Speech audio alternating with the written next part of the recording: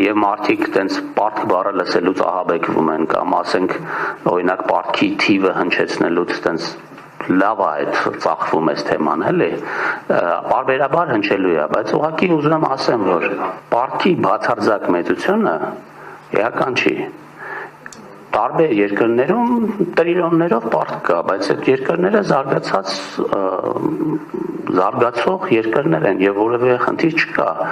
Երկրներ կան, որոնք պարտքի ճգնաժամ են ունեցել նույնիսկ փոքր պարտքի հետ կապված։ Հետեւաբար այստեղ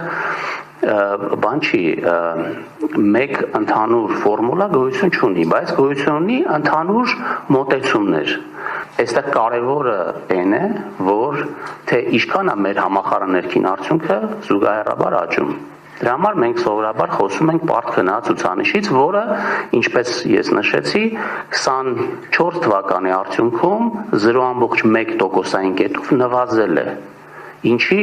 որովհետև մեր պարտքը աճել է ավելի դանդաղ, քան մեր աճն է տեղի ունենում։ Այսինքն մենք հարստանում ենք ավելի արագ, քան մենք պարտք ենք վերցնում։